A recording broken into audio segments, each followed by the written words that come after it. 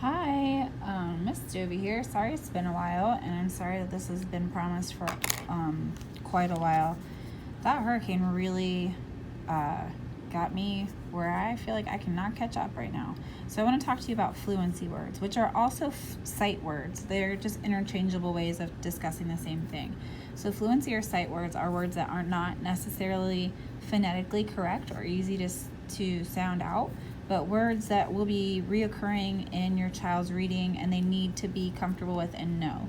So what happens is we ask you to study them to where they look at it and they can instantly say, this is the word, so that when they come across it in their reading, they're not struggling with those words. So probably one of the most common things for people to do is to put them on some sort of index card. Now, these are ones that I have for the class, and we go over them at least once a day in class, where I stand in the front of class and show them and we all just recite them. As I have discussed before in the video where I showed you the teal book, which I believe they're supposed to be arriving at my house today, they were delayed because of the hurricane. I have done previous programs where I've learned different ways of coding words. So these are things I'll be teaching your kids throughout the school year, and you might catch up on through doing work and stuff with them. So as we talked about when we did the handwriting, says three things. It says I, I, E. So when we practice these words in class, the reason why I put a 3 above the I is so that the kids can look at it and go, S, and they go, I, I, E. Oh, that's E. Sing. NG is underlined because that's a phonogram that says ng. So that's why I have them this way. So this is something that I do with them in class, and we go over them. So O is underlined because it's saying its name at the end of a syllable. Funny is 2 syllables. Actually, that one should be quiet, underlined twice because that one's technically silent, but right now they're getting the idea.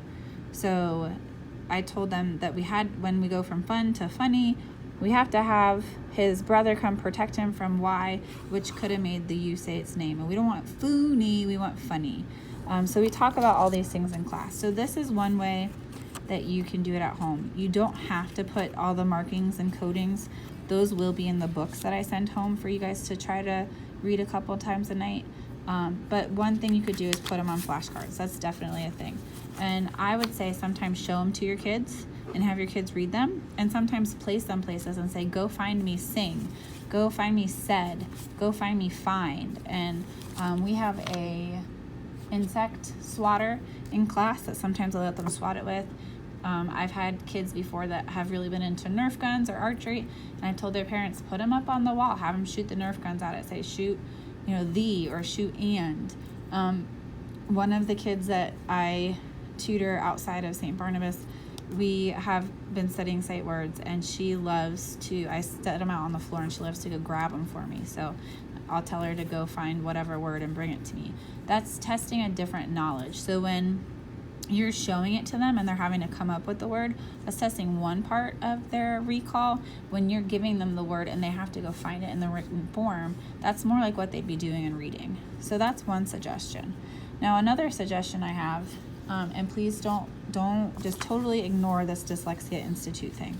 I took a course a couple summers ago. I just thought that this was a really cool way of practicing sight words, and so I just wanted to give it to you guys. I'm going to send it home in their folder as an example, but I do not think any of your children are dyslexic. Please ignore dyslexia. Just use this as a different option for studying words if you want to. So what you would do is you would read the word with the assistance of an adult if necessary. So they would say sing. They would tap under each letter, say the letter, then say the whole word while underlining. So they would say s-i-ng, or actually it would probably be S-I-N-G. And then they would say sing. And then they're tracing the letter with the back of a pencil or a pen. So they would say S-I-N-G, sing. S-I-N-G, sing. Then they're going to do it with 2 fingers. S-I-N-G, sing. S-I-N-G, sing. And then it recommends they turn it over to see if they can do it without looking at the card. So that's just one way, like maybe you want to start it off studying that way the very first time that they look at them, although we have already gone over them in class. or maybe, if your child is struggling with one particular word, doing that with 20 words would obviously take a lot of time, but that's another option. And I didn't plan on doing this, so I'm sorry I'm moving the camera. My friend who's helping me with my YouTube abilities is going to be so mad when she sees this. Much like spelling. So on Mondays, after we go over every spelling word, we go over all the fluency words. So with one of our fluency words being, I want to pick a difficult one. Let's say they. I say the word to the kids. I'll say they went to the movies. They. And then I ask them how many syllables, and they tell me one. So then I ask them what the first sound is, and they tell me th. And then I write it and say that's th. And we're underlining them because they have to stay together in order to make that sound. And then I asked what the second sound was, and they said A. Oh, and I'm sorry, th is saying its second sound, th. So then when I asked them what the next sound is, they said A. And I said, you know what, this is crazy. But right now the A sound is coming from another pair of letters that work together to say A-E. But the crazy thing is there isn't even an A there. That's why the English language is so crazy. They. So we did that for every single sight word or fluency word that they have this week. So we really go over them on Monday. So hopefully this won't be necessary, this amount of work for each word, but there might be a word or two that they are struggling with that doing that many steps could help with. Hopefully this helps you. I would also suggest maybe writing things in sand sometimes helps, or you can put some paint into a gallon Ziploc bag and they can write it through the paint, or shaping them with Play-Doh, or get some bathtub crayons and write them in the bathtub.